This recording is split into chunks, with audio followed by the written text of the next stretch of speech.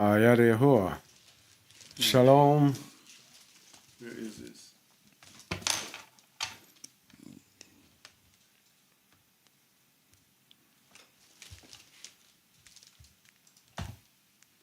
Shalom, shalom, and welcome to Just the Word.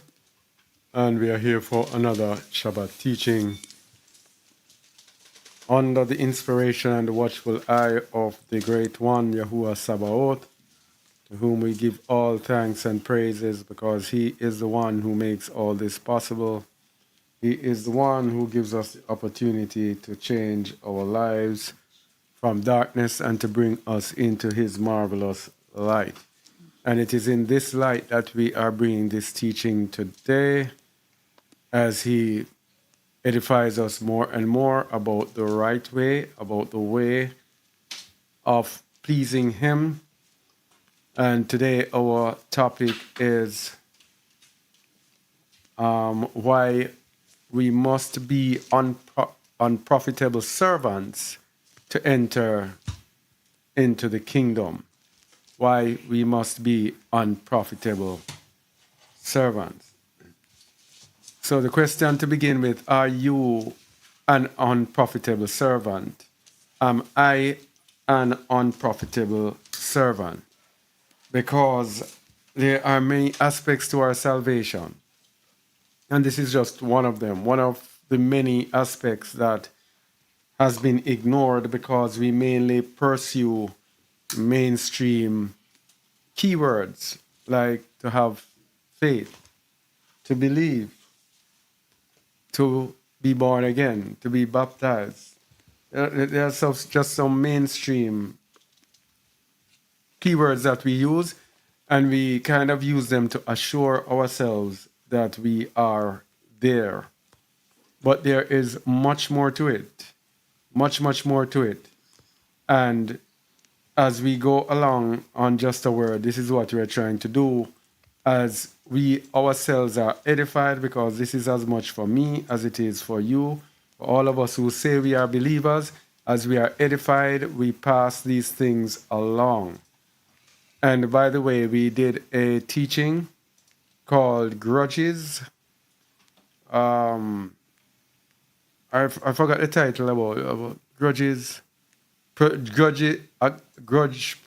Bearing a grudge produces death. That is the title of it. And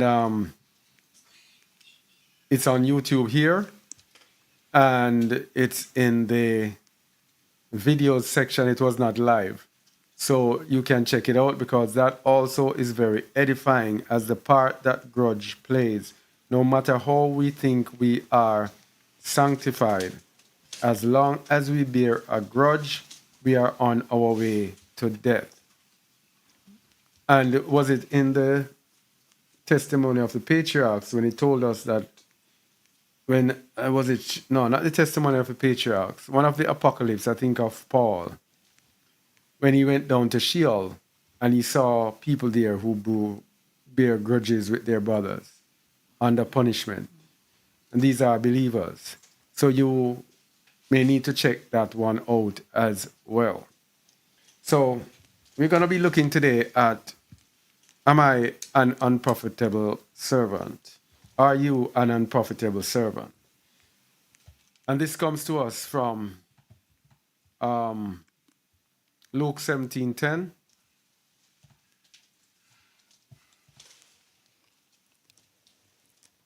So likewise, ye, when ye shall have done all those things which are commanded you, say, we are unprofitable servants. We have done that which was our duty to do. When ye shall have done all those things which are commanded you, say, we are unprofitable servants, we have done that which was our duty to do. Now, the first thing that you look at in Luke 17:10, it says, when ye shall have done all those things which are commanded you. So we are not unprofitable servants if we do not do all that is commanded us. You see how important it is? That's why we said why we must be. We must do all those things which are commanded us. And when we have our shortfalls and we don't do all that is commanded us, we are not the servants of the Most High. And the servants of the Most High are those who do His will no matter what. And if we are not doing so, we are not His servants. If we are not His servants, then we do not belong to Him. Because Hamashiach was His servant, as we're going to see. And the word says in Romans 8, if any man hath not the Ruach HaMashiach, he is none of his. So if we are not walking in the likeness of Hamashiach, then we are not unprofitable servants. We are none of his. And then the third thing is we have done that which was our duty to do. So unprofitable servants do that which is their duty. That which was their duty to do. Now, the importance of that is that today we as believers, we appear as if the Most High owes us an obligation. That we are there to profit. And we have religious denominations that are based on that, on profiting from the words of the Most High. Let me tell you something. Those of us who are seeking our piece of the pie in this world, we have no lot nor part in the world to come. Hamashiach said it several times in the books of Nazarene. Yes? If you are getting paid today, I think we'll probably look at verses like that, I think, in the teaching. If you have that mindset of acquiring things in this world and partaking of this world at the expense of the Most High, then you have no lot nor part with Him. We have done that which was our duty to do. That means we require no reward. So let's look. We were speaking about Hamashiach, our master, the perfect blind servant. Yeshayahu 42, verse 19. Isaiah 42, verse 19.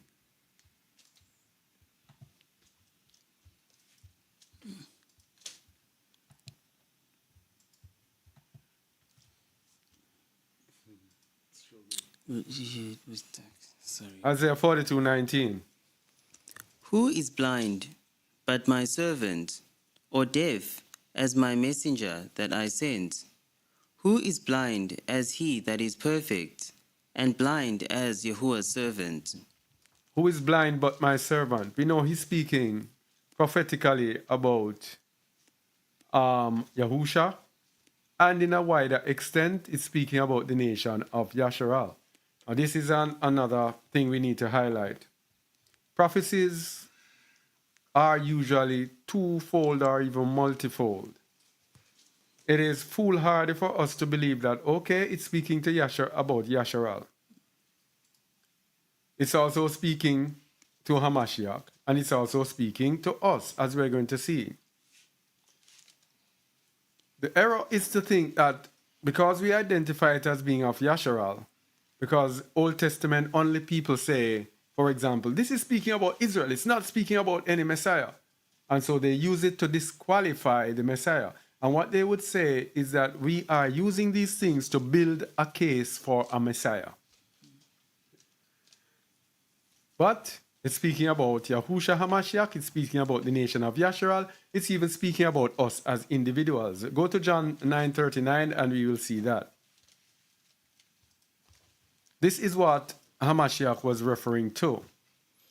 We dealt with this in a teaching some time ago. Go ahead. And Yahusha said, For judgment I am come into this world, that they which see not might see, and that which they see might be made blind. And that they which see might be made blind. This is in direct reference to here in the book of Isaiah. Okay?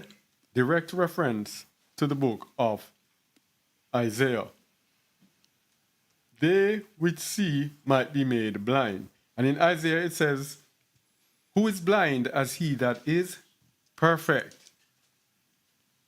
So when he says that they which see, when Hamashiach said that they which see might be blind, it means they which see might be made perfect. So what he's actually saying, that they which see might be blind, it is that when he comes into the world and those people who think they know, they are going to realize that they didn't know anything at all. And that is how they become perfect. So for us, it is when we learn the way of truth, a new way, that is when we are made perfect. Verse 40. And some of the Pharisees, which were with him, heard these words, and said unto him, Are we blind also? Yahushua said unto them, If ye were blind, ye should have no sin. But now ye say, We see, therefore your sin remaineth. So if you were blind, you would be perfect. Because for judgment he has come in the world, that they which see might be made blind. But now they say they see, yes? Therefore their sin remains. They cannot reach perfection. This is for us as religious people in this world, who will not prove all things, hold fast that which is good. What we have, we hold on to it and think and say, yes, we know it. I have the truth. I have the truth. Yeah? Yeah, I have the truth. That makes us remain seeing. Not blind. Let us remain seeing. And when we see, our sin remains. So this Isaiah 42:19, it's speaking about Yahusha, it's speaking about us, and it's speaking about the whole nation of Yasharal. Just need to add that in. So that is a blind servant. No, the Most High makes provision and he gives protection to his servants. Yeshayahu 41 verses 8 to 20. Isaiah 41, starting at verse 8.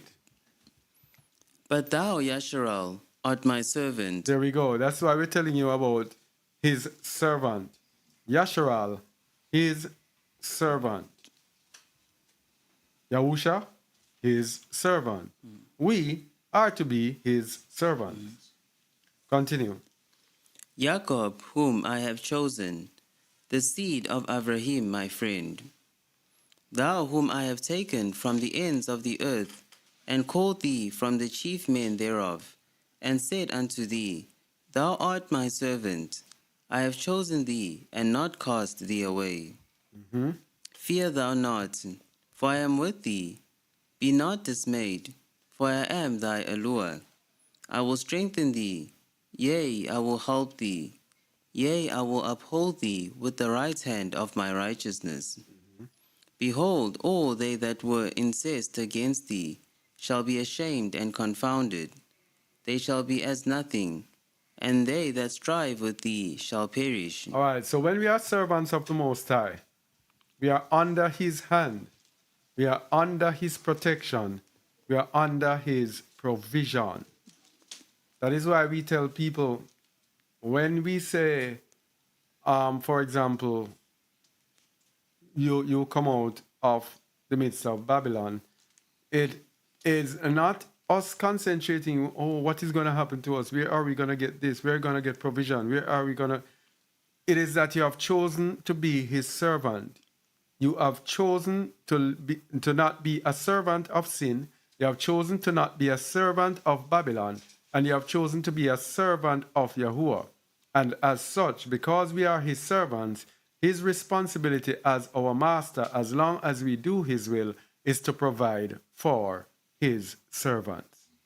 When we have people, for example, who are our servants, whichever name you want to call it, if you have someone working for you in your workplace, it is your responsibility to take care of them, and you do so with what is called a salary or wages. Yes? The Most High goes further than that. He takes care of every single need that we have. All right, continue, please. Thou shalt seek them, and shalt not find them, even them that contend with thee. They that war against thee shall be as nothing, and as a thing of naught. So if you have somebody working for you, you're not going to fight against their enemies and protect them from their enemies. The Most High does just that. So the greatest employment we can have is to work for the Most High. That is the best employment you can have in this entire world, to be a servant of Yahuwah. It comes with everything. You do not need insurance. You do not need any other form of coverage that they have at the workplace. Accident coverage and this coverage and provision for this. You don't need anything like that. The Most High provides everything in one package. Continue. For I, Yahuwah, thy Allure, will hold thy right hand, saying unto thee, Fear not, I will help thee. Fear not, thou worm Jacob, and ye men of Yasharal. I will help thee, saith Yahuwah, and thy Redeemer, the Holy One of Yasharal. Behold, I will make thee a new, sharp threshing instrument having teeth. Thou shalt thresh the mountains, and beat them small, and shall make the hills as chaff. Thou shalt fan them, and the wind shall carry them away, and the whirlwind shall scatter them. And thou shalt rejoice in Yahuwah, and shalt glory in the Holy One of Yasharal.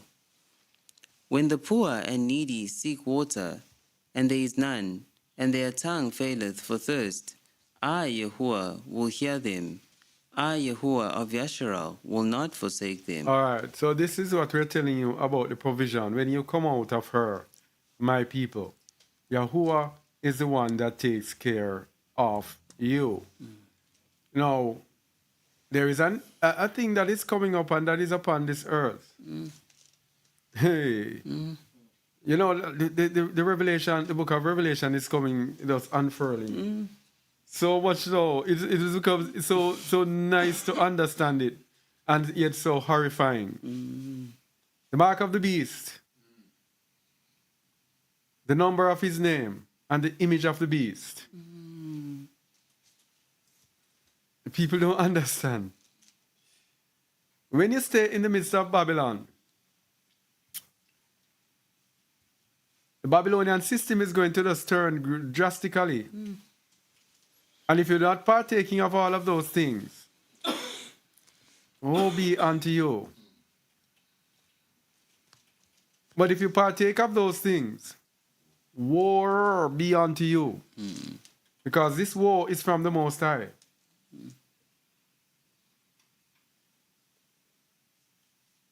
And so we need to get to the point of being unprofitable servants, whereby we say we just go work for the Most High and just say, whatever happens, we just leave it into his hand. And whatever provision there is, he will provide. He said he will make a way in the wilderness. He will make a way. He will make a way. And I think, Yahuwah willing, this week we will be speaking about this Revelation, probably 13, 14. We'll be speaking about, probably this week is Revelation week. We'll be speaking about what is upon this earth and what is coming and what the challenge is for our people. Because we have to let it go out before it happens, so that when it happens, we are not too late. So we're going to have to make a rallying call for this week. This mark of the beast, image of the beast, name of the beast, number of his name, and what it has to do with prophecy and how it stacks up and how everything, we need to look into it. Oh boy. It makes me so sad for our people, but what can we do? Even us, we have to really understand this. Verse 18. I will open rivers in high places. There we go. Continue. And fountains in the midst of the valleys. I will make the wilderness a pool of water, and the dry land springs of water. So my question is, don't we believe this? So don't we believe this? Why is it that we as people, cannot look into this that the Most High says and say, oh, I believe him. And this is why we're going to be in trouble. Because he told us all over his scriptures. And yet still we do not believe him. We want to come assured of everything. We want to have this in place. We want to have that in place. We want to make sure we sell this. We want to make sure we have this. We want to make sure it's right there. The poor and needy, he will take care of them. Of course, those who have, well, you have. But those who don't, there is no excuse for us not moving away from the midst of Babylon. Verse 19. I will plant in the wilderness the cedar, the chitta tree, and the myrtle, and the oil tree. I will set in the desert the fir tree, and the pine, and the box tree together, Why? Verse 20. that they may see and know, and consider, and understand together, that the hand of Yahuwah hath done this, and the Holy One of Yasharal hath created it. Wow. And I had a dream today. I'll tell you about it. As much as I'm right with this. Wow. Oh, praise him. Yeah, the Yahuwah. All praises to the name of our Father. I never knew I'd read this. This dream matches up perfectly with this. Oh, praise him. All right. Yeah.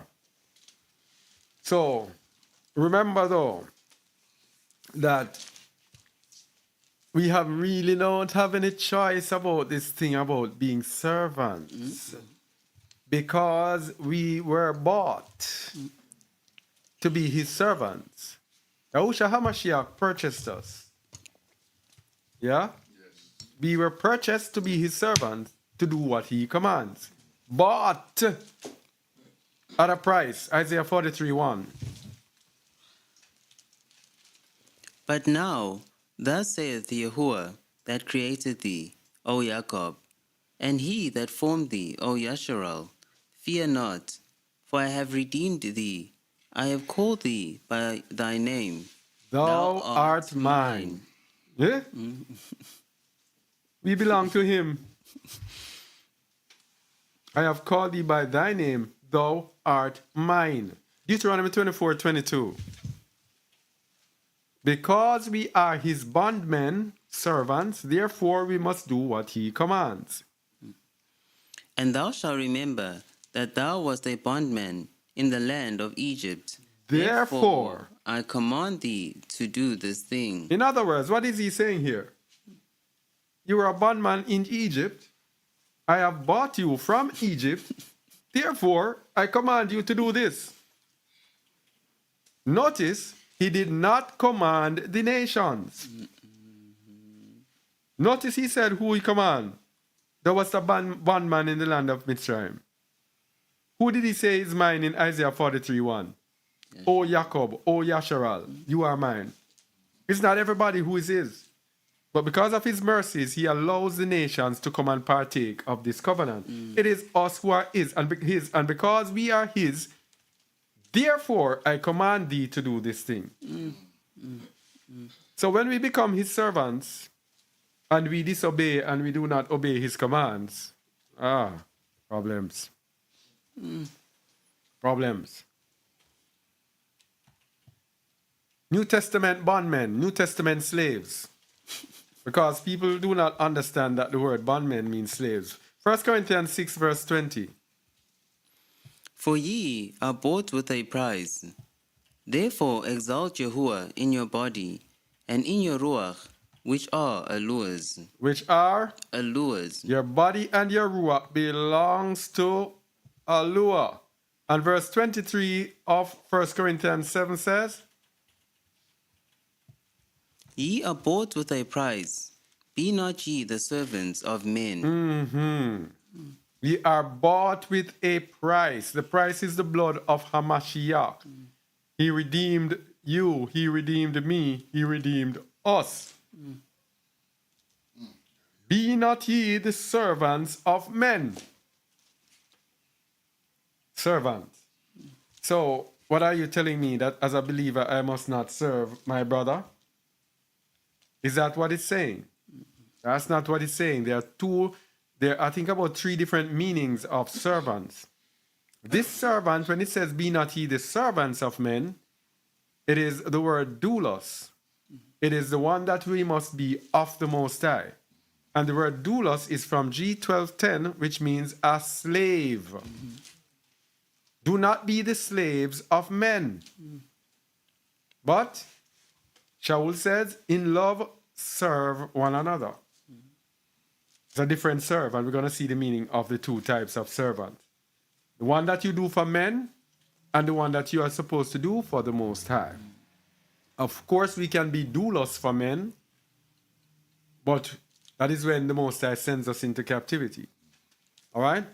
So the word doulos, a slave, literally or figuratively, literally or figuratively, involuntarily or voluntarily, frequently, therefore, in a qualified sense of subjection or subserviency. Literally a slave. You're subservient, you're in subjection. When you are a servant, you're not in subjection. You volunteer to serve. But when you are a servant of the Most High, you are in subjection. So the two types of servants here. We have the one that we just looked at, doulos. And the verse that we just looked at, you are bought at a price, therefore be not servants of men. And then the other servants now, go to Matthew 23:11 to get an example of the usage of this word servant. But he that is greatest among you shall be your servant. There we go. So 1 Corinthians 7:23 says, be not ye the servants of men. Matthew 23:11 is telling you that you shall be your servant. The greatest among you shall be your servant. That word servant is diakonos, which comes from the word, we get the word deacon. To run on errands. An attendant, that is generally a waiter at table or in other menial duties. All right, Christianity there. So this servant is when you serve one another, go on errands, you duties, whatever people, you help people doing the thing. You know what we do as believers. So we have to understand that. But the servants that we are of Yahuwah, we are in subserviency to him. So we're going to go to the Torah, to the law, and to the testimony. If they speak not according to this word, it is because there is no light in them. We're going to look at servants under Passover and a few things to show and get an understanding of how religion has messed us up and how most of us today are actually in religion and we are not servants of Yahuwah. Religion boy. Passover. Passover shows that only true servants, the slaves of Yahuwah, can partake of his covenant. So if we are not his true servants, we cannot partake of his covenant. Shemoth 12:43. And Yahuwah said unto Moshe and Aaron, This is the ordinance of the Passover. There shall no stranger eat thereof. There shall no stranger. And the word stranger there is nekar, which means foreign, or concretely a foreigner, or abstractly heathendom, alien, stranger. There are two main meanings of stranger in the Old Testament, nekar and ger. Ger is the good one, nekar is the bad. This stranger here is a foreigner or a heathen, an alien, a stranger. This is one who does not partake of Yahuwah's covenant, who do not join themselves to the nation of Yasharal. When a stranger decides to join themselves to Yasharal, then they become ger, which is the good stranger, who will dwell among Yasharal and be among Yasharal, give up the laws and statutes and ordinances and worship of their people and join unto Yasharal. Many Gentiles are nekar.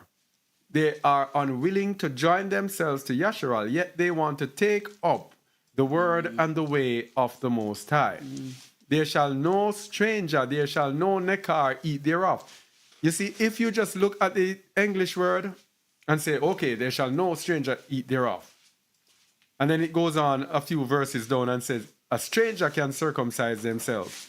We're going to look at what this means, because this is here to help the Gentiles. It should say, no, they shall no nekar eat thereof. And then we have the understanding of nekar. Then we will see that it is saying that you cannot go and say you are following Yahuwah and you totally reject his people. You do not want to join to his people. So what about an hired servant? An hired servant. The reason we are using hired servant is that you have a servant, a bondman. A bondman is one that is owned by the master, bought at a price, bought for money.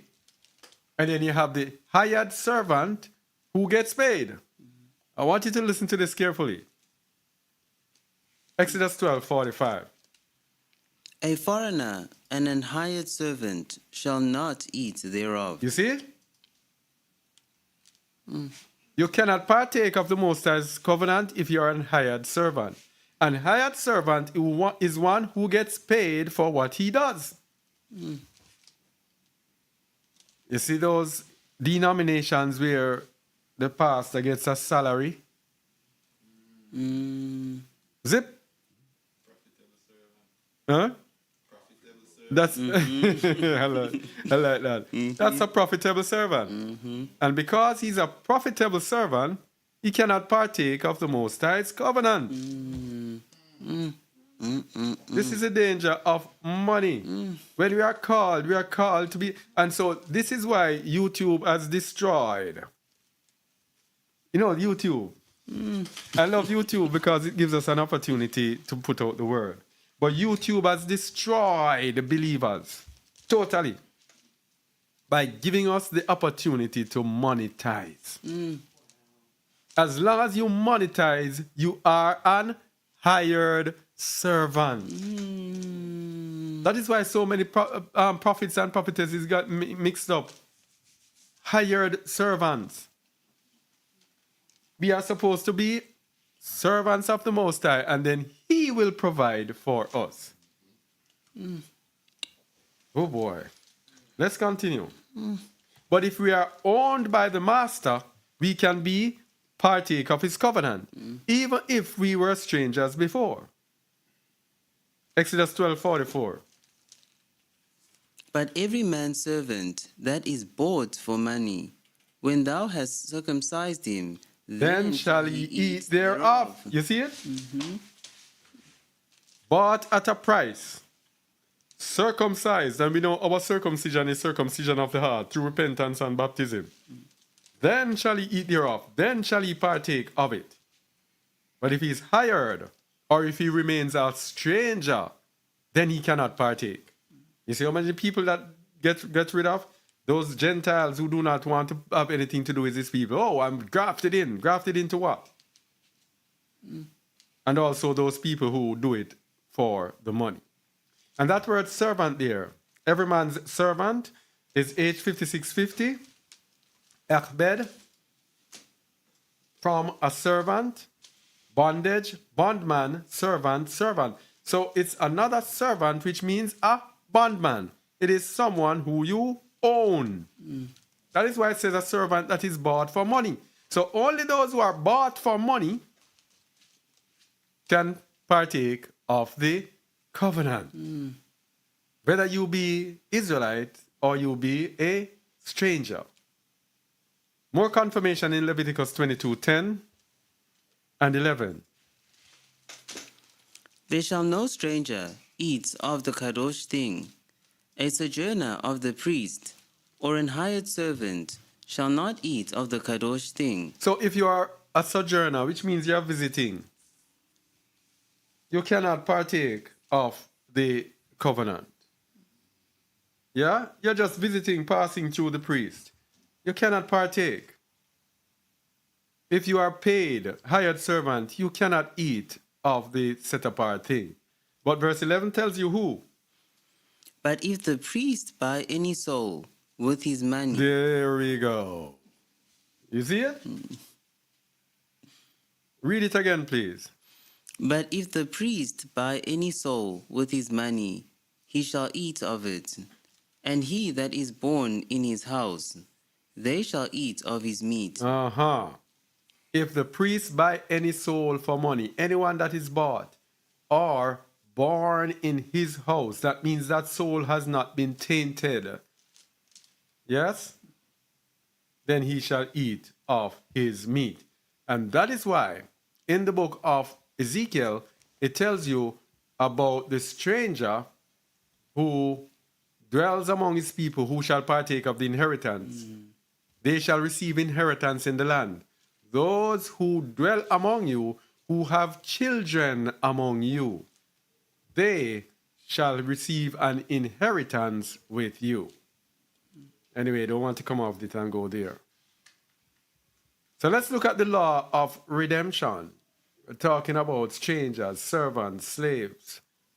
The profitable slaves we're talking about, slaves to the Most High. The law of redemption bought at a price. This is how we are redeemed through Yahushua Mashiach. Leviticus 25, verse 47. And if a sojourner or stranger wax rich by thee, and thy brother that dwelleth by him wax poor, and sell himself unto the stranger or sojourner by thee, or to the stock of the stranger's family, after that he is sold, he may be redeemed again. One of his brethren may redeem him. One of his brethren. This is how we get redeemed through Hamashiach.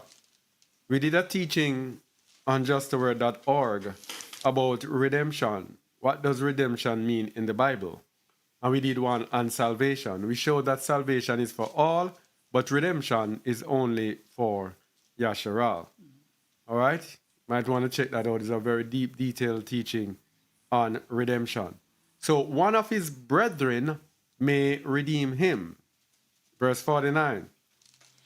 Either his uncle or his uncle's son may redeem him, Or any that is nigh of kin unto him of his family may redeem him, or if he be able, he may redeem himself. And you know, we cannot redeem ourselves.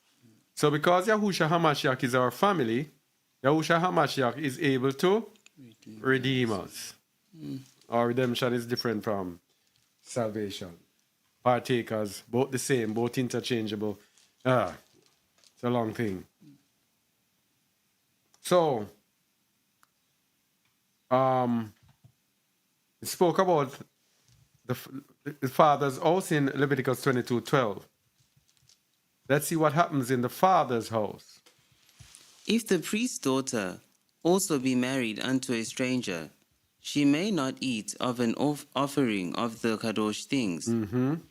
But if the priest's daughter be a widow or divorced and have no child, and is returned unto her father's house, as in her youth, she shall eat of her father's meat, but there shall no stranger eat thereof. You see it? Understand it, people. The holy thing.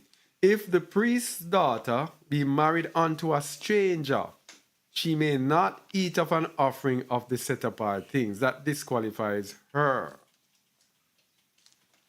This is why in the time of Ezra, they had this problem whereby they came to Ezra in Ezra chapter 9. Let me see if we can find it.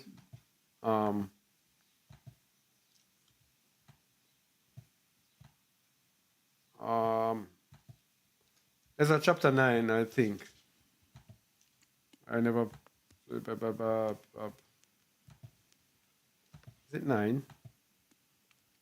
Yes. Ezra chapter 9, verse 1. Now when these things were done, the princes came to me, saying, The people of Yasharal, and the priests, and the Levites have not separated themselves from the people of the lands, doing according to their abominations, even of the Canaanites, the Hittites, the Perizzites, the Jebusites, the Ammonites, the Moabites, the Egyptians, and the Amorites. For they have taken of their daughters for themselves, and for their sons, so that the holy seed have mingled themselves with the people of those lands. Yea, the hands of the princes and rulers hath been chief in this trespass. Continue. And when I heard this thing, I rent my garment and my mantle, and plucked off the hair of my head and of my beard, and sat down astounded. Then were assembled unto me every one that trembled at the word of Yahuwah of Yasharal, because of the transgression of those that had been carried away. And I sat astounded until the evening sacrifice. So these were those who were carried away into Babylon, had done these things. All right? And then the command that it pertained to was in verse 12.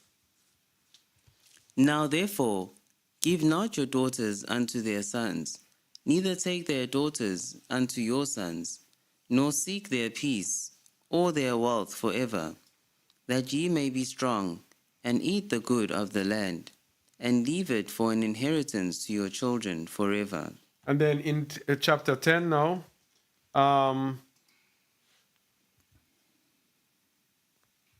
what did they tell?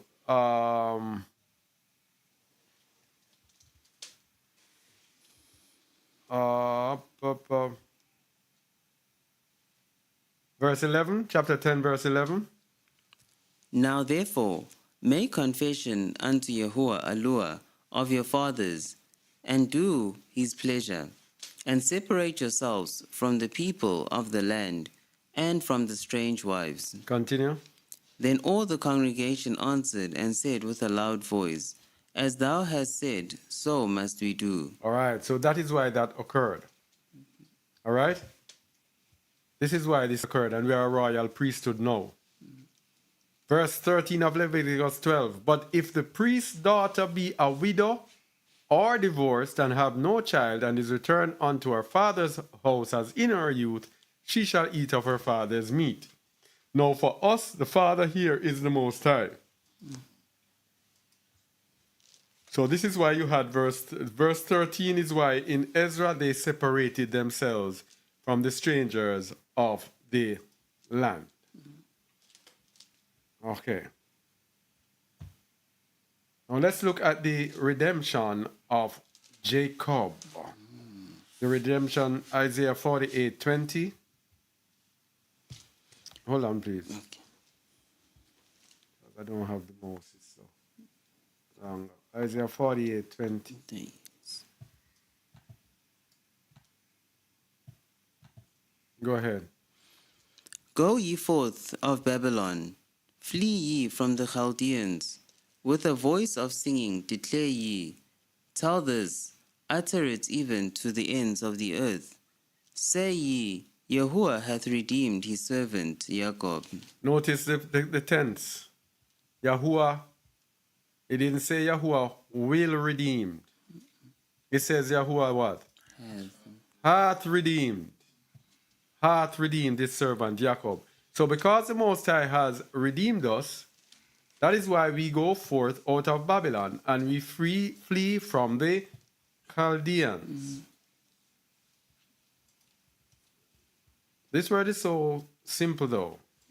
It's very simple and it's just in there, and if we read it and don't pay attention to it, then we will be caught off track.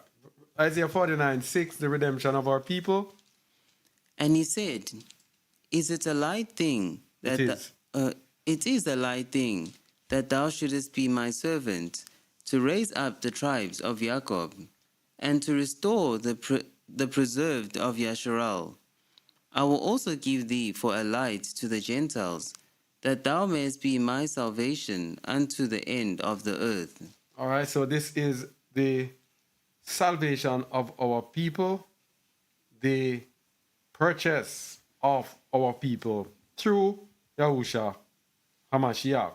1 Peter 1:18-20 gives us this New Testament perspective. So 1:18-20, go ahead, please. Forasmuch as ye know that ye were not redeemed with corruptible things, as silver and gold, for your vain from your vain conversation, received by tradition from your fathers, but with the precious blood of Hamashiach, as of a lamb without blemish and without spot. All right. So this is how we were redeemed through Yahusha Hamashiach as a precious lamb without blemish. Just want to establish that. So let's look at Yahuwah and the wise servant. Let's see what the wise servants will do. Yahuwah and the wise servant, Psalm 111, verse 10, a verse that we are very terribly familiar with. Go ahead. The fear of Yahuwah is the beginning of wisdom. A good understanding have all they that do his commandments. All they that do his commandments have a good understanding. Go to Proverbs 14:35 now. The king's favor is towards a wise servant, but his wrath is against him that causeth shame. All right, if you match up both of them, you will see the fear of Yahuwah is the beginning of wisdom. But the king's favor is towards a wise servant. So the king's favor is toward those who fear him. And those who fear him in Psalms 111, verse 10, will have a good understanding by doing his commandment. So the king's favor is towards a wise servant, which is a servant who fears him and does his commandment. I hope we got it. So it's always, the servant is always tied to obedience. Always tied to obedience. But his wrath is against him that causeth shame. How do we cause the Master shame? We bring his word to naught because we call on his name and we are not really serving him. So we are causing shame to his name. Because if we call on his name and we are not serving him, we are going to be into all different types of transgressions. And being in all different types of transgressions, we are going to bring his name to naught, to vain, in vain. And people are going to say, oh, how he says he's serving Yahuwah. Look at him. Yes? It says his wrath is against him that causeth shame.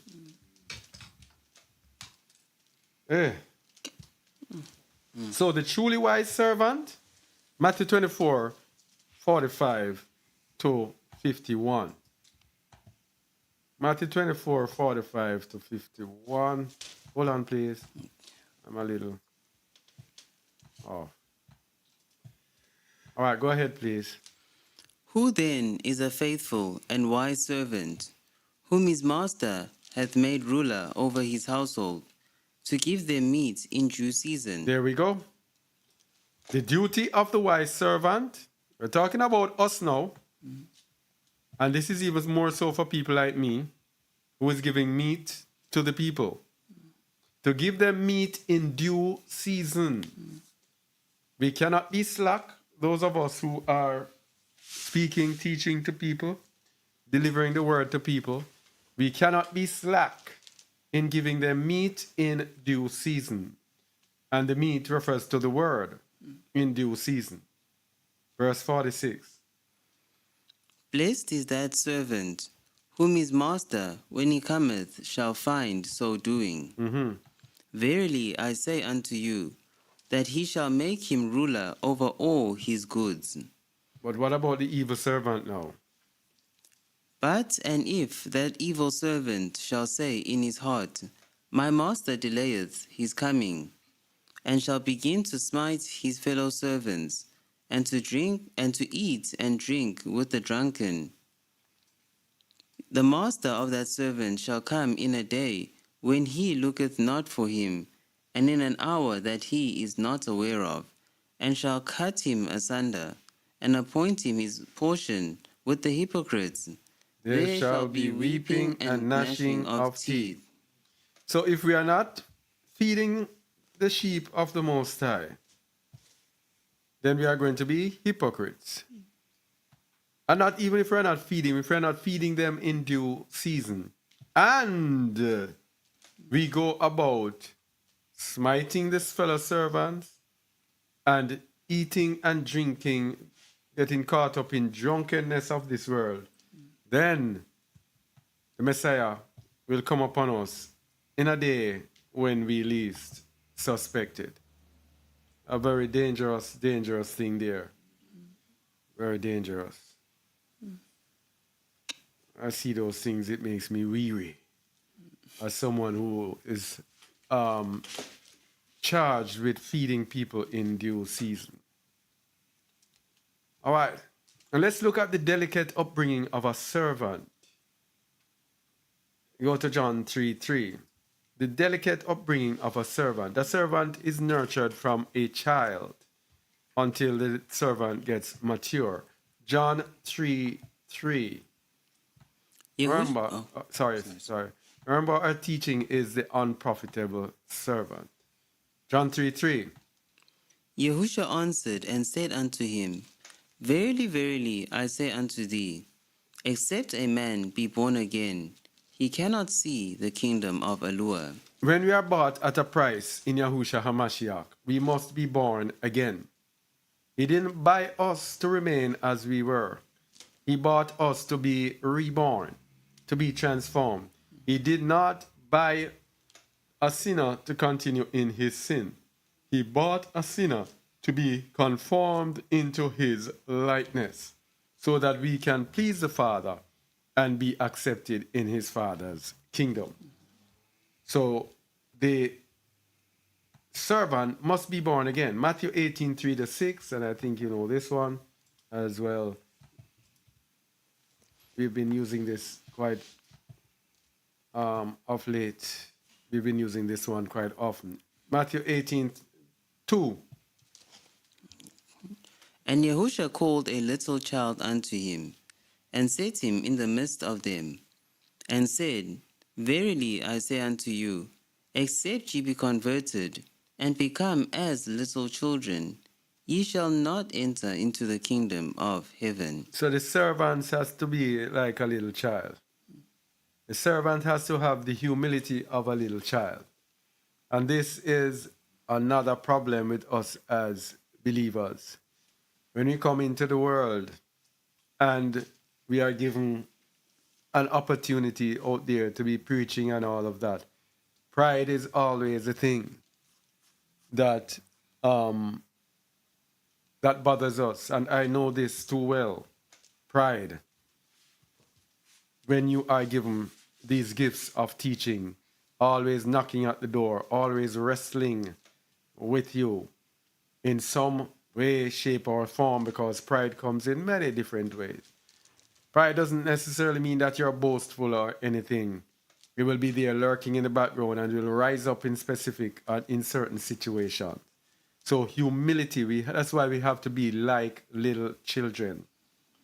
If we are not like little children, pride is going to swallow us up. That adult pride, it's going to swallow us up.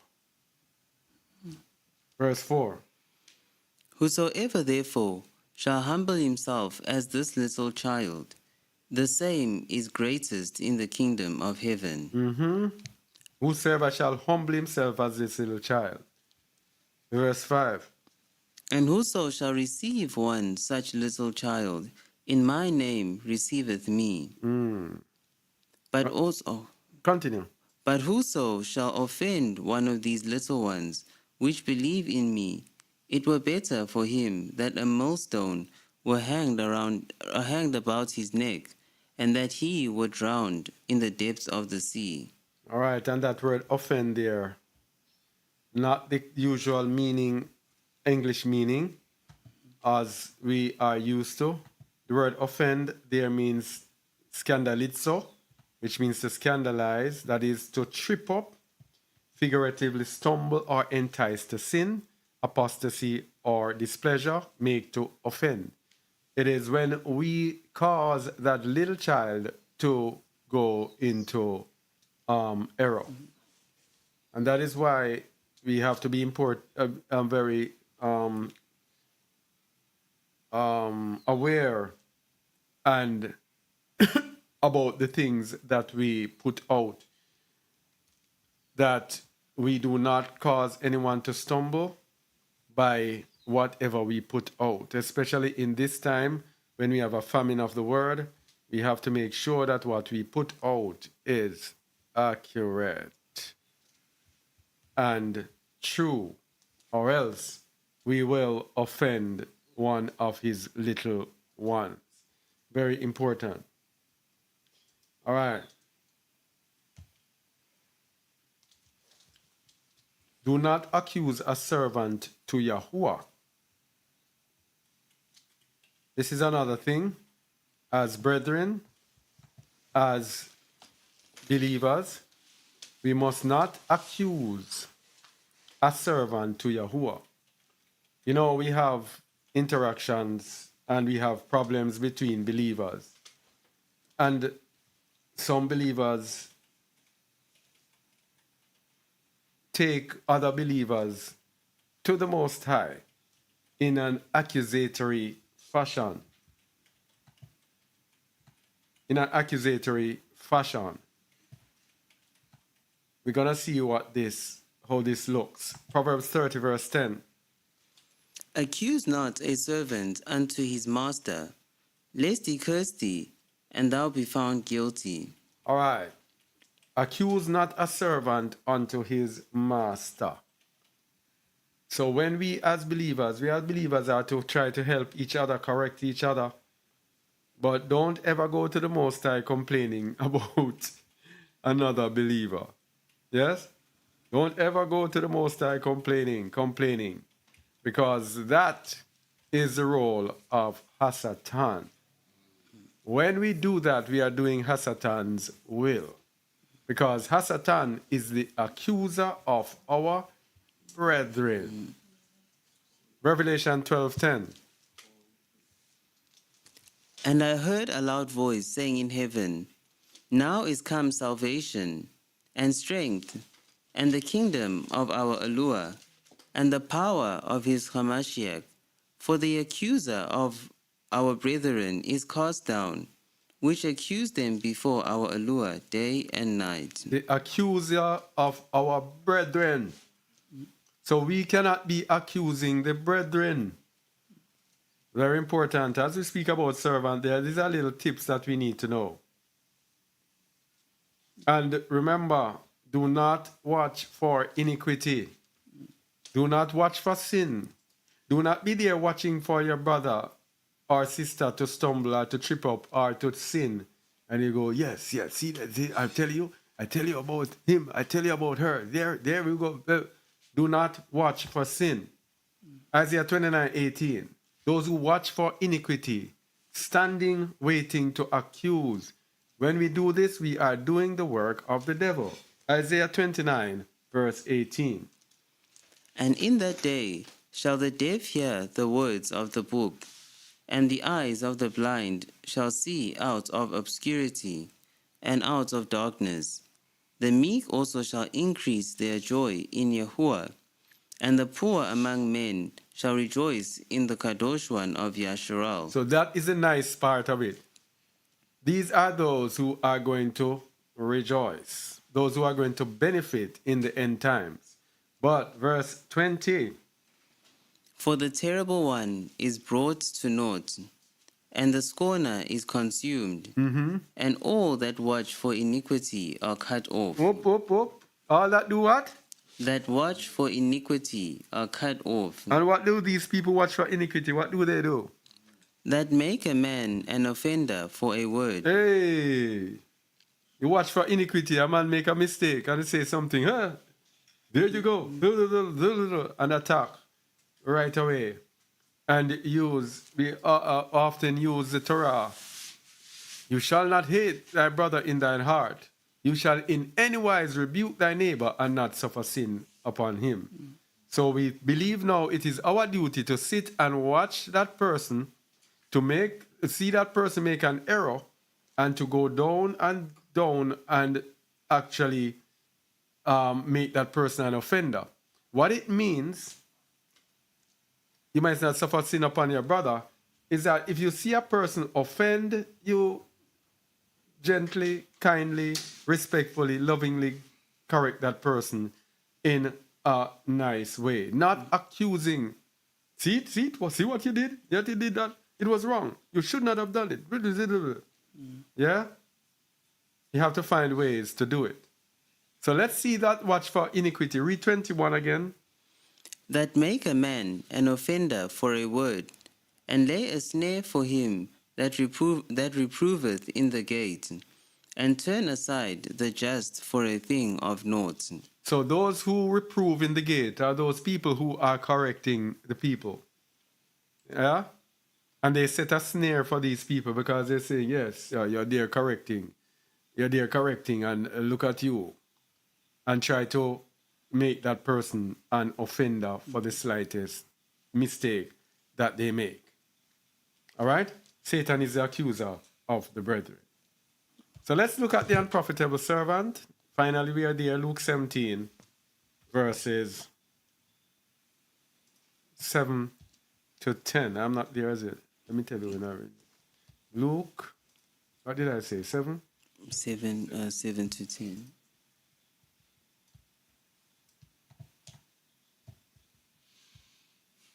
Go ahead. But which of you, having a servant plowing or feeding cattle, will say unto him, by and by? Wait, hold on. Luke 7. Oh, 17. Yes, 17:7. Oh, 17:7. All right. Okay, go ahead. But which of you, having a servant plowing or feeding cattle, will say unto him by and by, when he is come from the field, go and sit down to meat, and will not rather say unto him, make ready wherewith I may sup, and gird thyself, and serve me, till I have eaten and drunken, and afterward thou shalt eat and drink? Doth he thank that servant because he did the things that were commanded him? I trow not. So likewise ye, when ye shall have done all those things which are commanded you, say, we are unprofitable servants. We have done that which was our duty to do. This is the unprofitable servant right here. And this is what we need to be. This is what we need to be. 17:7.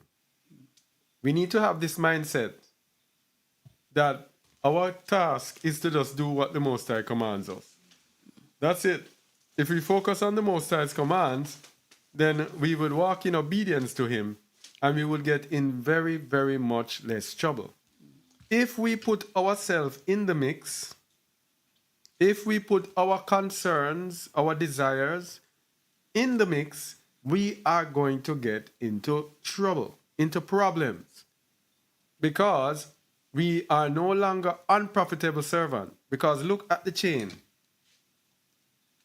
The servant comes in from the field. We're not going to tell him to sit down and eat. First, he has to make ready what I'm going to eat, and then gird himself and serve me. And then wait till I've eaten and drunken, and afterward, he will eat and drink. And guess what? The master does not even thank the servant because he did the things that were commanded him. Remember, we said from the beginning that the unprofitable servant is the one that does all that is commanded him. And after he has done all that is commanded him, then he can call himself an unprofitable servant. Otherwise, from that, most of us are not really the servants of the Most High. Yes? And those of us who are serving, it is a very horrible, horrible thought to think that we might be here doing all of this and then to hear, I never knew you, depart from me. Because this is the danger for us who are leaders. It is very dangerous. We must do all that is commanded us and only do it as slaves. As slaves.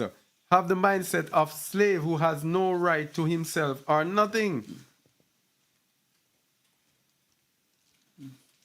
Where's my... Anyway, we continue. Because we must understand that the servant of the Most High is his prisoner. His prisoner. When we go to prison, what happens to us when we go to prison? We have no right. Our rights are taken away. Everything that we do is ordered by someone. When you eat, when you drink, even when you pass waste, is ordered.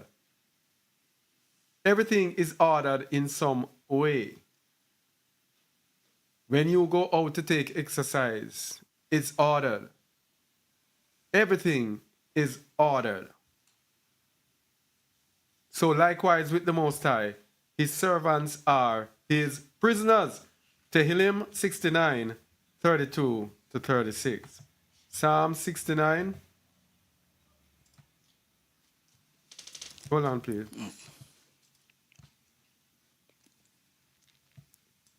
32 to 36, I think. Yeah. Go ahead, please.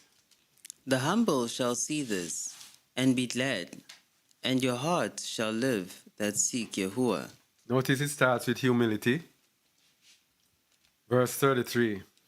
For Yahuwah heareth the poor, and despiseth not his prisoners. And despised what? Not his prisoners. Verse, continue please, to 36. Let the heaven and earth praise him, the seas and everything that moveth therein. For Yahuwah will save Zion, and will build the cities of Yehudah, that they may dwell there, and have it in possession. The seed also of his servants shall inherit it, and they that love his name shall dwell therein. They that love his name shall dwell therein, the seed of his servants are his prisoners. Meaning of prisoner. H615 in the Strongs, Asir, which means bound. Sounds familiar? Bondmen. Bound, that is a captive. Those which are bound. So when we say we are serving Yahuwah, we have to have the idea of someone that is captive. That means we have no right to ourselves, of ourselves, and for ourselves. We are captive. And people, there might be people here who do not understand the concept. So for example, when people are serving Yahuwah and they do some things, you have people in this world cannot understand them and are criticizing them. If the Most High tells someone to leave from here and go to there, people start criticizing. Why do you have to go there? Well, the people are prisoners. They are doing the will of their Father. Yes? And you have to understand the concept of being a prisoner, that the servants of Yahuwah are prisoners. Let's look at the end time prisoners of Yahuwah. Zechariah 9, verses 9 to 17. The end time prisoners of Yahuwah. Zechariah 9, verse 9 to 17. Rejoice greatly, O daughter of Zion. Shout, O daughter of Jerusalem. Behold, thy king cometh unto thee. He is just, and having salvation, lowly, and riding upon a donkey, and upon a colt, the foal of a donkey.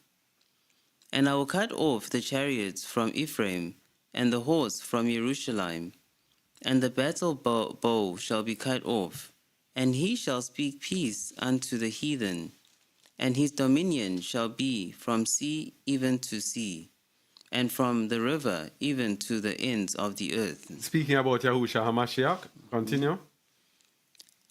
As for thee also, by the blood of thy covenant, I have sent forth thy prisoners out of the pit, wherein is no water. Thy prisoners. Verse 12. Turn you to the stronghold, ye prisoners of hope. Even today do I declare that I will render double unto thee. When I have bent Yehuda for me, filled the bow with Ephraim, and raised up thy sons, O Zion, against thy sons, O Greece, and made thee as the sword of a mighty man. So we are called here prisoners of hope. So if we hope in Yahuwah, we become his prisoners, prisoners of hope. So I'm using this to show that when we are believers, we are prisoners. We have no right but to do the will of the Most High. Let's look at New Testament prisoner servants. Let's look at Shaul, Ephesians 3 verse 1. Shaul described himself here as a prisoner of Yahusha HaMashiach. For this cause, I, Paul, the prisoner of Yahusha HaMashiach, for you Gentiles. All right, a prisoner of Yahusha HaMashiach. But in Romans 1 verse 1, he described himself as a servant of Yahusha HaMashiach. Paul, a servant of Yahusha HaMashiach, called to be an apostle, separated unto the gospel of Yahuwah. So you see it's synonymous. Prisoner and a slave. That is what we are called to do and to be. Prisoners and slaves. And this is why when those who are serving Yahuwah and as his prisoners, as his servants, when we go out of line, there is such a hard repercussion from the Most High. Yes?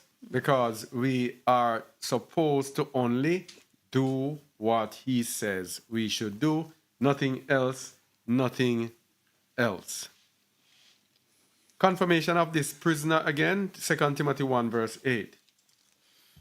Be not thou therefore ashamed of the testimony of our Master, nor of me his prisoner, but be thou partaker of the afflictions of the gospel, according to the power of Yahuwah. All right. All praises to the Most High. Now, true unprofitable servant does not work for earthly reward. Let's go to Nazarene, page 103, chapter 10, verse 20. 103, verse 20.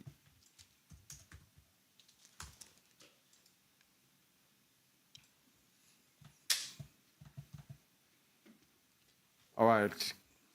Read, please. What you do pays no earthly reward. Though the reward elsewhere may be great, it is useless claiming one here. If one of you had a man out plowing, would you say to him on his return, "Come, sit down and rest"?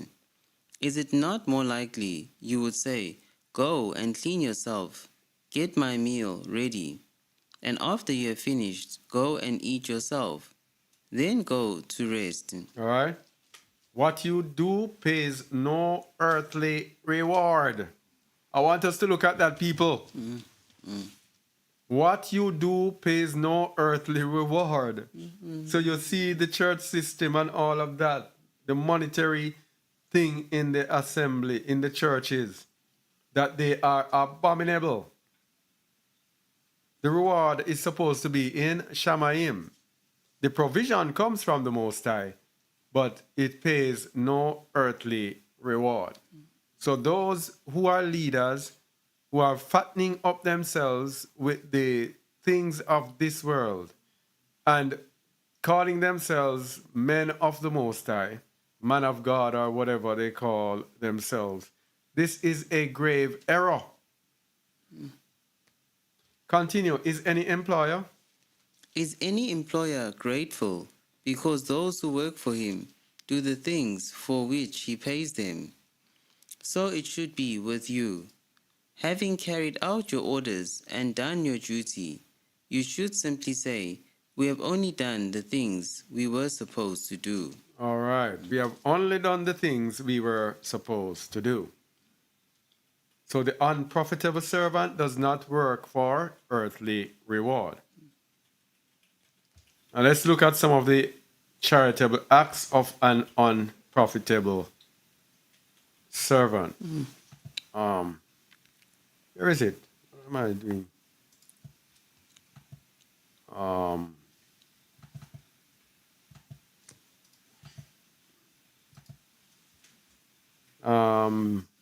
Books of the Nazarene, page 94, chapter 9, verse 43.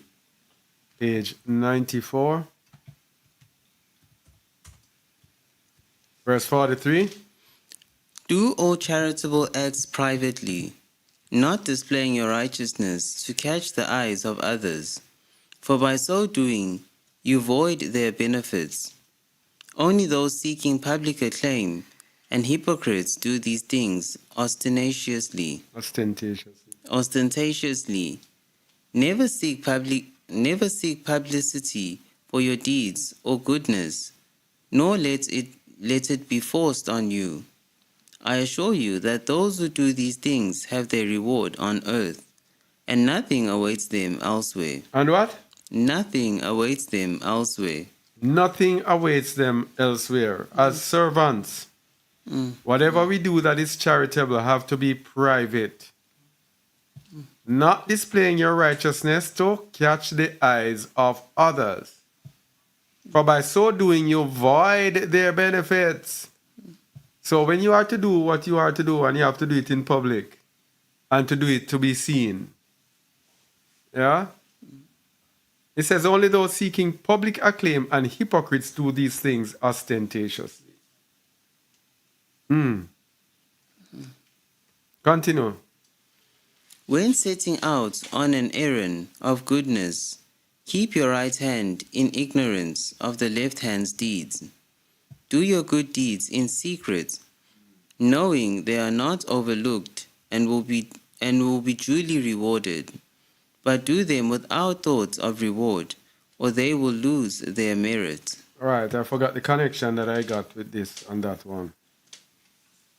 All right.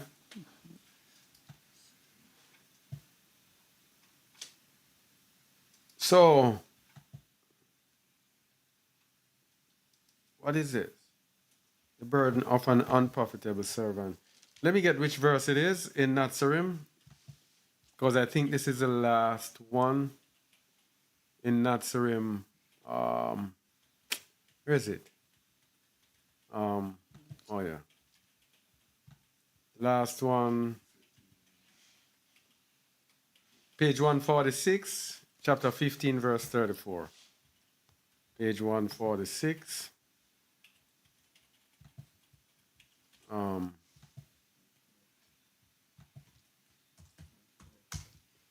Verse 34.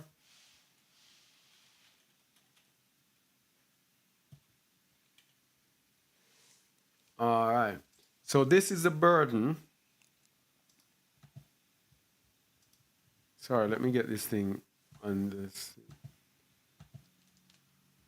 The burden of the unprofitable servant, because the unprofitable servant can feel overwhelmed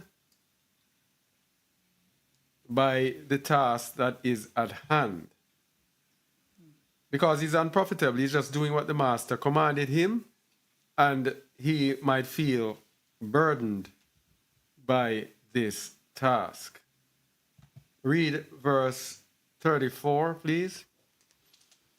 When eventide came, and Yahusha sat with the apostles, one of them said, Master, we have given up all we have to follow you, and sometimes we get depressed. There we go. That is a challenge. Get depressed sometimes, giving up all, and it becomes like a burden. It becomes real heavy. It tears to the core of every single part of your being. And let's hear what Yahusha said. Yahusha said, the blows life delivers are strengthening ones, and without adversity, men would become weak in Ruach. That's what I'm telling people. The problems that we go through, even like when you're assembled like here, and we are going through these rough times and these tough problems, wherever we are, these things come. It says they are strengthening blows. And without adversity, men would become weak in Ruach. There's no sense we run away from it. We have to stand up and man up or woman up. Makes no sense we run, because guess what? It is there to strengthen us. And I think it was today I spoke about this, wasn't it? They are there to strengthen us. Pardon? Yes. They are there to strengthen us. So even when we are gathered together, our brothers and sisters might cause us some real hard, difficult times. And we think about running. So many times we hear people, I remember back in knowing about church, people run away from churches. Oh, sister such and such is here, we can't take her. Run and we're gone. And we're in an assembly, even like this. Man, I can't take him, I can't take her. And so they go. Read it over from verse 34. Yahusha said, No, one verse. When eventide sorry. came. When eventide came, and Yahusha sat with the apostles, one of them said, Master, we have given up all we have to follow you, and sometimes we get depressed. Yahusha said, the blows life delivers are strengthening ones, and without adversity, men would become weak in Ruach. The reward I can offer is small compared with your rewards in splendor. For here you are small, but in heaven you will be great. Here you are small, but in heaven you will be great. That is why you take the trouble here, knowing that this is just a momentary time. You're just passing through here. Let's take the problems here, because you know that when you get the problems here, then your reward is heavy in Shamayim. So what we bear here is actually, we are getting manifold rewards just for our bearing. If we cannot bear here, our rewards in Shamayim is going to be meager. So the more we bear, the more our rewards. That is why it is said of a Mashiach that for the joy that was set before him, endured the stake, and is set down at the right hand of Yahuwah. Because of what Hamashiach went through, and he sat and he went through it, he knew that the more I take from these people, is the greater will be my reward. And as he just sat there, took it, and look what happened to him. He will be coming back as the king of the whole world, forever and ever and ever. Not for a time T, he will rule forever. Continue. There, the highest on earth shall be lowest, and the lowliest here shall be the exalted there. This, however, does not follow as a natural sequence, but only providing the challenge of life is met as it should be and surmounted. All right, so it's saying, as everything with the Most High, it does not follow a regular sequence where they say that A plus B equals C, therefore C equal A plus B. Yeah, the Most High has his way to judge things and adjust things, but yeah, basically that is it. We are unprofitable servants, but we must have the mindset to suffer for righteousness' sake. Yeah? And we hardly read these. Let's go to them. Barak are those who, Matthew 5. Matthew 5 is a fitting way to end it. Beatitudes. 1 to 12. How is it? 1 to 12. The Beatitudes? Yes. 2 to 12. The Beatitudes. Let me get a Bible on the screen, please.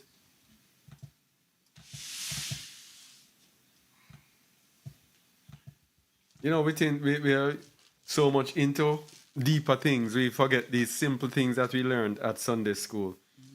But look at it. Read it, please. And he opened his mouth and taught them, saying, Blessed are the poor in spirit. Barak. Barak are the poor in spirit, for theirs is the kingdom of heaven. Mm-hmm. Barak are they that mourn, for they shall be comforted. Mm-hmm. Barak are the meek, for they shall inherit the earth. Mm-hmm. Barak are they which do hunger and thirst after righteousness, for they shall be filled. Barak are the merciful, for they shall obtain mercy. Mm-hmm. Barak are the pure in heart, for they shall see allure. Barak are the peacemakers, for they shall be called the children of allure. Barak are they which are persecuted for righteousness' sake, for theirs is the kingdom of heaven. Barak are ye, when men shall revile you, and persecute you, and shall say all manner of evil against you falsely, for my sake. Rejoice and be exceeding glad, for great is your reward in heaven. For so persecuted they the prophets which were before you. There we go. The unprofitable servants. Suffering, struggling, but your reward shall be great. Look at what he tells us here. Every single thing here, there is great, great reward. If you mourn, you shall be comforted. If you are poor in Ruach, the kingdom of Shamaim belongs to you. Merciful, you shall obtain mercy. Meek, inherit the earth. Peacemakers shall be called the children of Alua. That is our lives as believers. And we have to look on this. Hey, we did almost 1.5 hours. That's so good. Short. All right? But targeted. Unprofitable servant. We have done that which we were commanded to do. Then we can say we are unprofitable servants. Let me just look at the YouTube chat to see if there are any questions.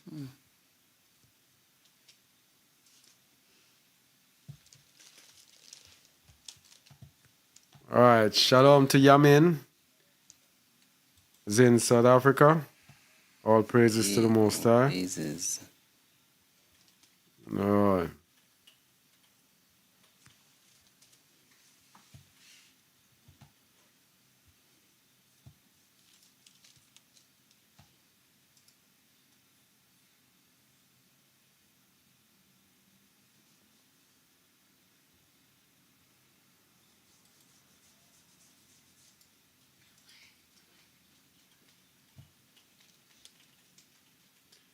All right, and so Mikhail placed it in the chat. Yahuwah willing, we never know what the Most High is going to have for us, but for now, Tuesday's discussion, we have our weekly discussion.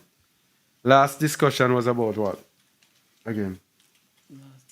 Christianity. Was about the role of Christianity in these end times. Very, very edifying discussion between the brothers here. You might want to watch that if you have not watched that, give you more insights into what Christianity does in the end time, what the role is. This week, this coming Tuesday, every Tuesday we have the discussion, Yahuwah willing. The topic is the image of the beast. You gotta see this one. You gotta see this one because it is right there before your eyes and most people do not see it. And we're gonna show you and give you proof as to the image of the beast, and you're gonna know that we are in dire straits. Yes? Please do watch that teaching, the image of the beast. Not teaching, discussion, the image of the beast. All right. Dank Diamonds, do you consider the Book of Mormon to be a part of the scriptures? I don't know if parts of it may be legit, but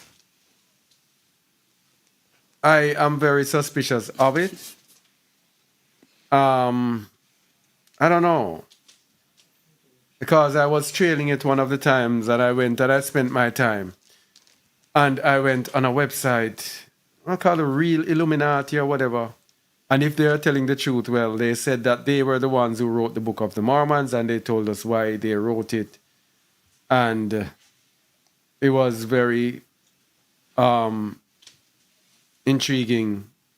Don't know if they are telling the truth or what. But I don't know. I don't know. But you notice we used the Book of Mormons. In one teaching, there was something about in it that we used. And we haven't used it again. Because every time I read it, it kind of, I don't know. But I don't know. I don't know.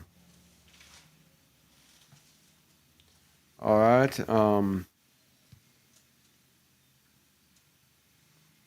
Yeah, Mika, let's said it. Yeah. All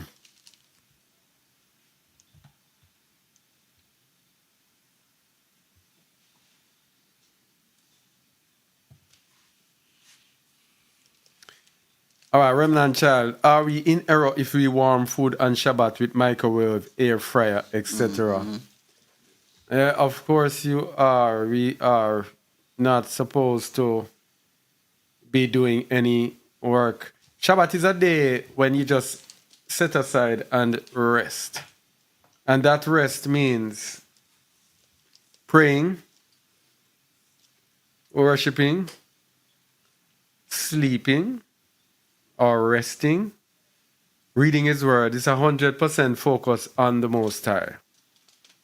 It is like a once a week total focus on the Most High and away from all types of work.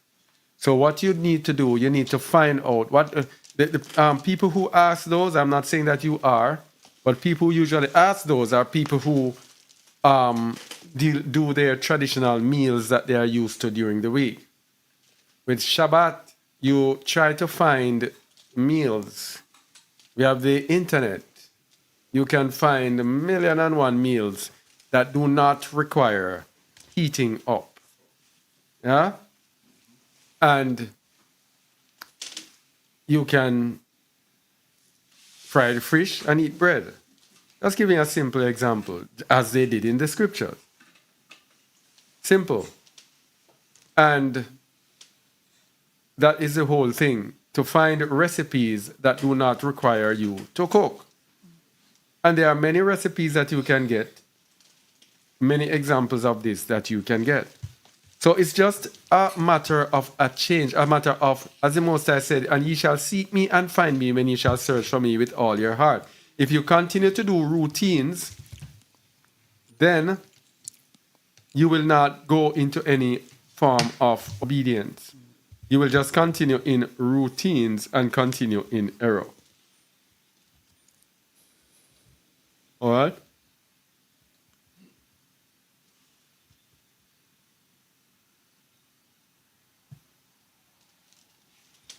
Uh-huh.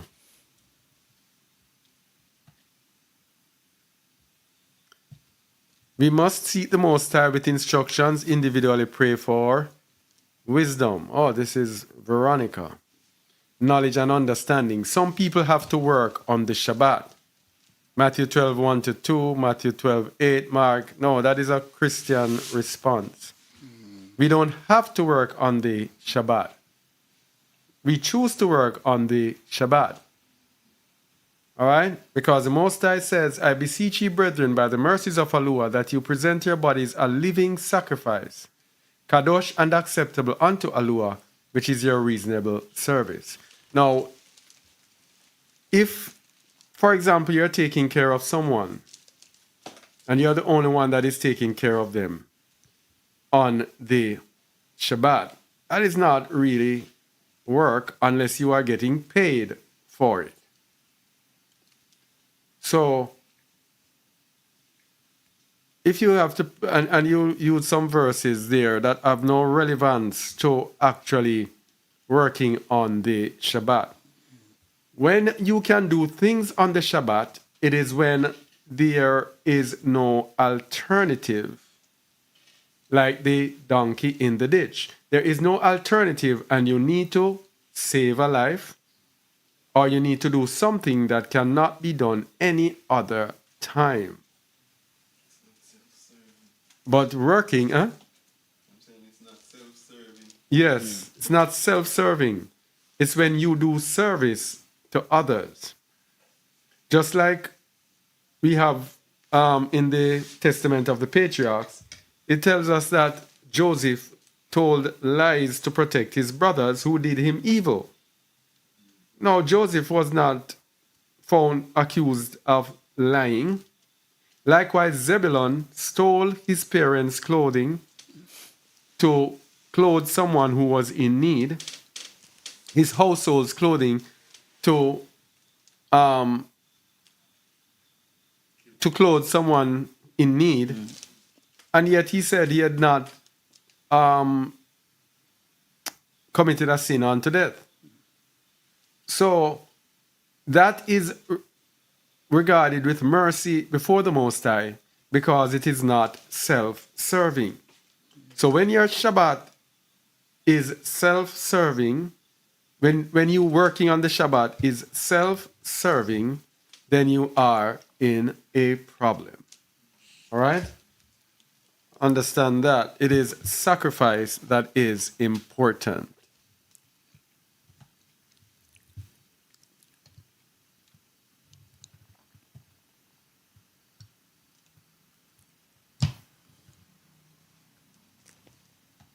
All right? We know troubles brewing just like days of Noah. Waters overcame them.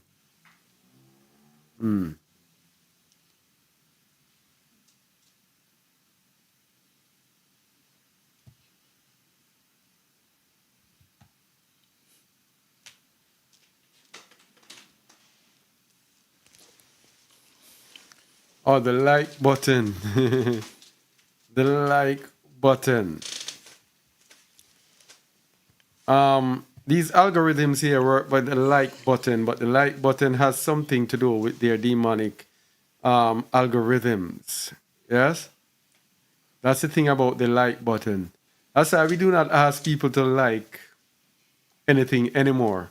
We ask you to subscribe, to comment, and to share. We do not say like, because there's a deep underlying issue with the like button, which the algorithm is used to give honor to their demons, their devils. That is why you don't see us asking people to like. All right?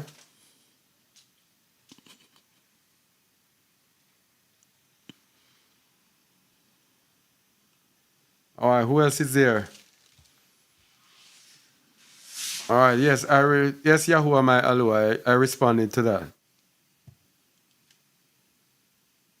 The message about Christianity was very edifying. All praises to the Most High. All right, David Badajlo.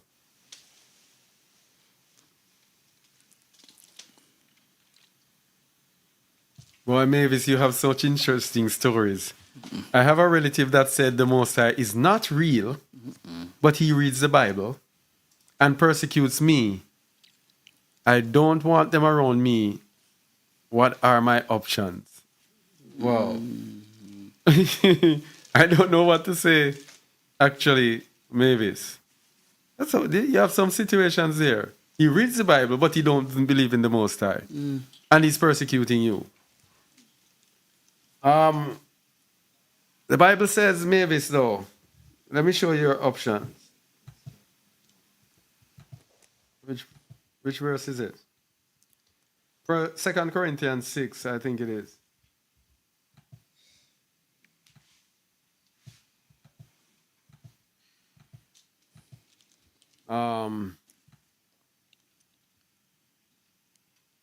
Second Corinthians 6, verse 14. Be ye not unequally yoked together with unbelievers. For what fellowship hath righteousness with unrighteousness? And what communion hath light with darkness? And what concord hath Hamashiach with Belial? Or what part hath he that believeth with an infidel? And what agreement hath the temple of Yahuwah with idols? For ye are the temple of the living Elohim. As Elohim hath said, I will dwell in them, and walk in them, and I will be their Elohim, and they shall be my people. Wherefore come out from among them, and be ye separate, saith Yahuwah, and touch not the unclean thing, and I will receive you. And I will be a father unto you, and ye shall be my sons and daughters, saith Yahuwah Almighty. All right, so Mavis, that is your verse there. All right. All right, all praises Yahuwah's daughter.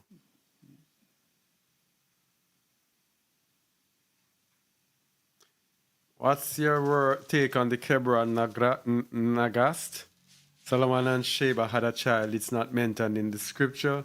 I have no idea what that Kebra Nagast is, actually. I don't know anything about it. It's something that I'd have to look up to be able to give a comment.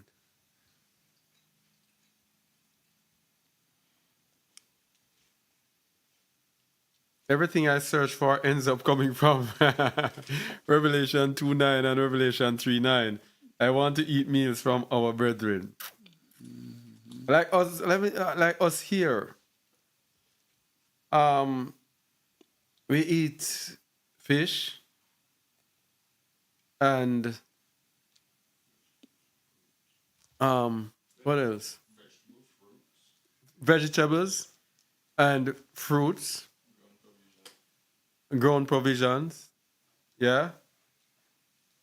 Food that can stay over and not get, and we do that from the evening before. Evening, sometimes we get into the night, but from the evening before, and we put it up until the next day. Okay? Me, for instance, from, what you call it? In the morning, for me, will be a fruit salad. And there's only two fruits, apples and pear. And that keeps me until lunchtime. Sometimes lunchtime I'm still full.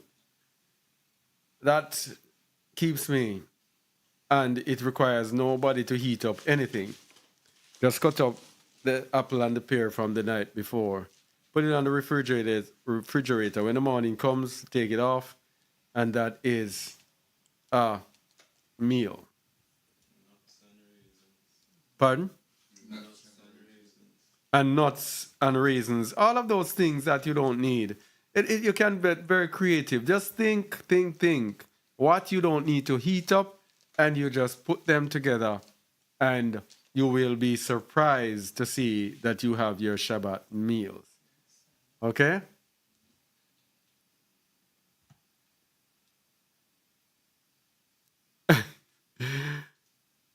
Tyler asked, what is your favorite book in the Bible? I have no idea. Because it's not about books, it's about words. From one word, because you know how we do it here, it's from one precept upon precept. So we take one here from one there, matching up with that there and matching up. And then the matches never end. So I couldn't say any book is my favorite.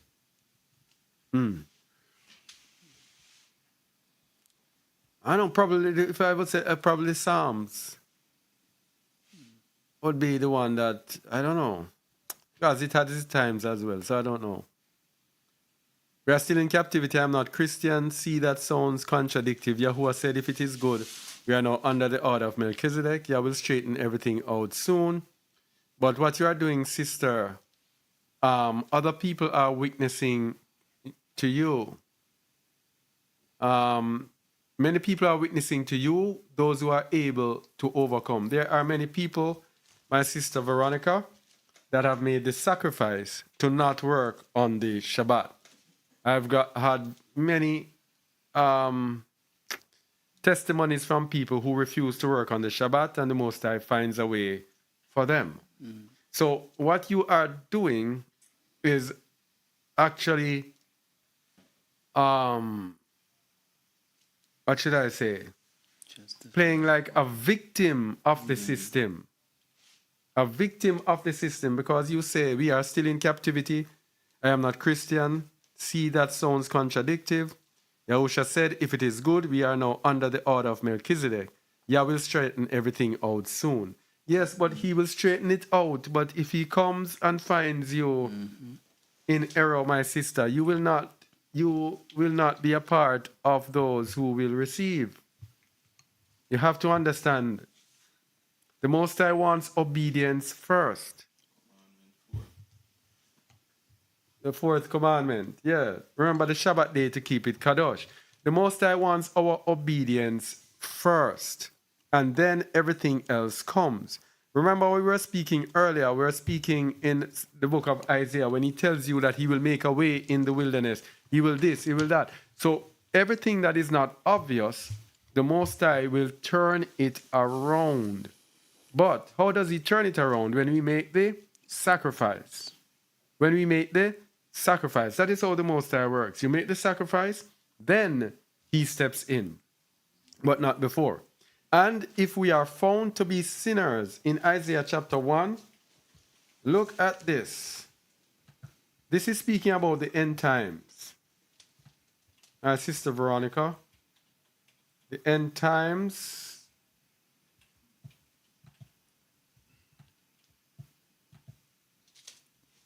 Verse 28 is speaking about what will be done in the end times. Read from verse 27, please. Zion shall be redeemed with judgment, and a convert with righteousness. Stop there, stop there, stop there. The only way you enter Zion, Zion will be redeemed with judgment. What is judgment? Judgment is the consequence of whether we obey or disobey the Torah. If we disobey the Torah and say Yahuwah will set things straight, that means we don't know Yahuwah. Because he says Zion will be redeemed with judgment and her converts with what? Righteousness. That means for you to enter Zion, you will be judged and you have to be found righteous in order to enter. He says, remember the Shabbat day to keep it kadosh. He did not say to look into your circumstance. He said, remember the Shabbat day. And as I said, if there is no possible way you can keep it, you can do without breaking it, then that is his mercy. But if there is a way, and you keep doing it what? Week after week after week. Remember, when it speaks about the donkey in the ditch, it is a one-off occurrence. Your donkey does not fall in the ditch every Shabbat. It's a one-off incident. Yes? So that one-off incident now, the donkey's in the ditch. Whoa, I got to get my donkey out. You get him out. That's it. Now, you repeating every week is called what? Iniquity. Repetitive sin. Iniquity. And what does the Most High say about, Messiah say about iniquity? Go to Isaiah 1:27 to 28, please. Zion shall be redeemed with judgment, and a convert with righteousness. And the destruction of the transgressors and of the sinners shall be together, and they that forsake Yahuwah shall be consumed. You see it there, my sister? Those who are in righteousness, the judgment will be those who are in righteousness will see Zion. But those who transgress, those who are sinners, those who forsake the Most High will be consumed. If you continue week after week to work on the Shabbat or to transgress the Shabbat week after week, you are a worker of iniquity. And this is what awaits the workers of iniquity. So when you say Yahuwah will set it straight, you have no idea what you are saying. you are actually condemning yourself to destruction. Matthew 27:21-23. This is what happens to the worker of iniquity. Look at the top. I never knew you. Read 21, please. The governor answered. No, Matthew 7:21. Oh, Matthew 7. Not everyone that saith unto me, Master, Master, shall enter into the kingdom of heaven. But he that doeth the will of my Father which is in heaven. There we go, my girl. The will of the Father is that we obey his commandments. That is who will enter the kingdom. So you here waiting, oh, Yahuwah will set things straight when he comes. This is how you will set it straight. Those who are workers of iniquity will be rejected. Verse 22. Many will say to me in that day, Master, Master, have we not prophesied in thy name? And in thy name have cast out devils, and in thy name done many wonderful works? And then will I profess unto them, I never knew you. Depart from me, ye that work iniquity. Ye that work? Iniquity. And if you use the English Standard Version, ye that work what? Lawlessness. What is the lawlessness in this case? Breaking the Shabbat every week for your own benefit. Come on, Veronica. It's better you just try to see what we're trying to say and just think. Just think. Get away from the pride and everything and the talking and just look at what we just presented. If it makes sense, you accept it. If not, you can leave it alone. Who have an ear to hear, let them hear. All right? It's a very dangerous thing that you're doing. Anyway.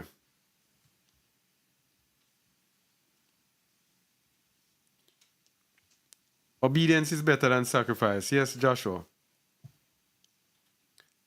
Verona Locke says dumpling. Yeah. Dumpling. That's here in Jamaica. You can make fried dumpling.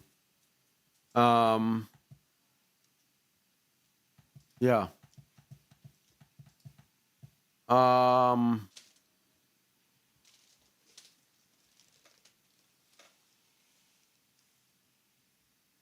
right.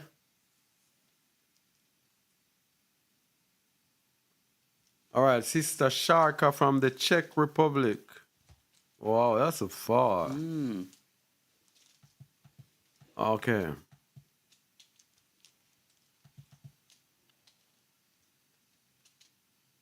Okay.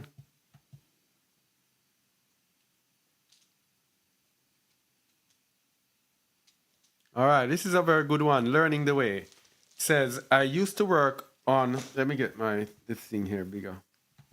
It says, I used to work on the Shabbat until I saw a teaching that pointed out that working on the Shabbat is telling Yahuwah that you trust in your job to provide instead of trusting in him. See it? So simple. It is so simple. There is this thing about our people in this awakening.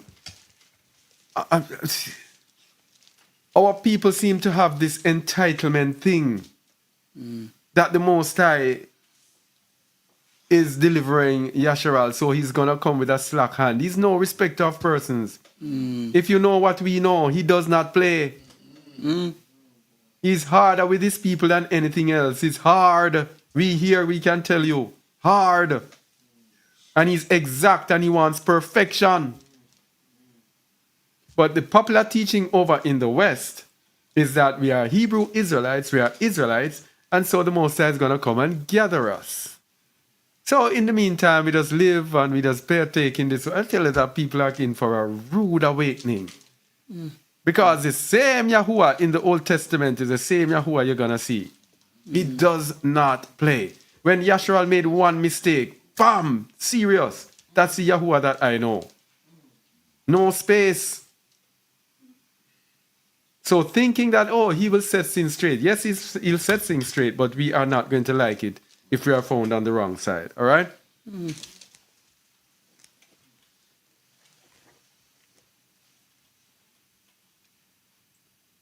We are in captivity, but if you are willing to deny self and walk in obedience to Yahuwah, though in Babylon you still have your own will, and if you are willing, none can stop you. All right. The story of King Solomon and Sheba had a son named Menelik, and he took the Ark of the Covenant to Ethiopia. That's where the Ethiopians claim they are Jews. Okay.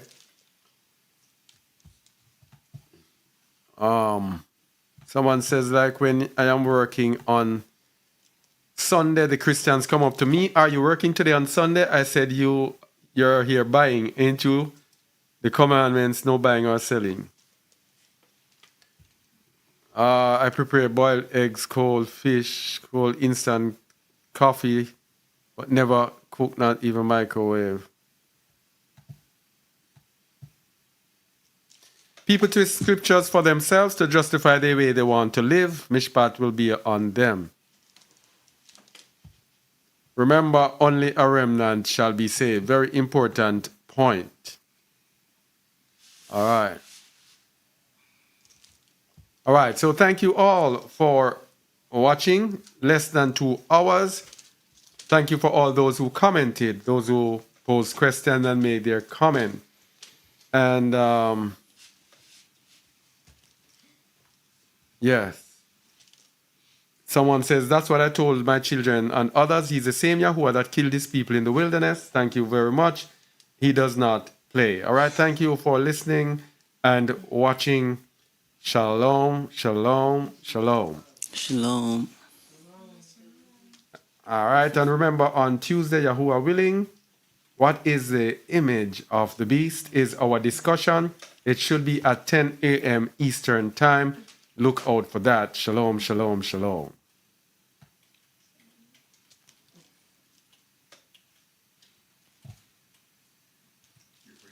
All right. So thank you all for listening on Jaw Radio. Shalom, shalom, shalom.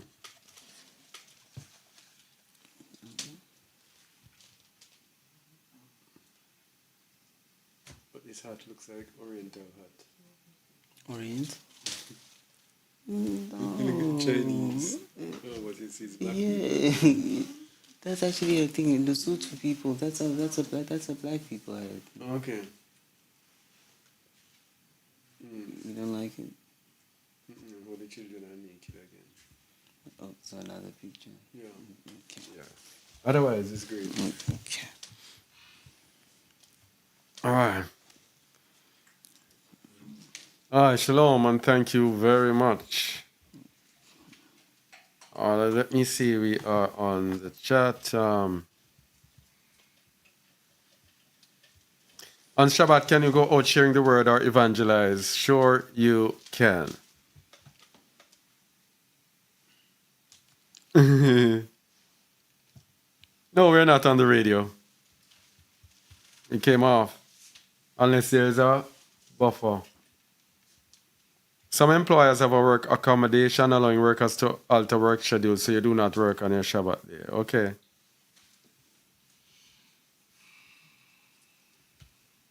Okay. All right, so only hope this was edifying to everyone here. Shalom Moria, Tracy and Vern, Yakara, the Duns, Eliora, Noel, McNair, Yehudith, Dwinda, Allison, Margaret, Shamarian, Ziona, Janelle, Zach, and Malkati, Yaramiel, and Mikael. Thank you all for being with us, and let us meet tomorrow at 11 a.m. Eastern Standard Time. All right? Shalom, shalom, shalom. Shalom. Shalom.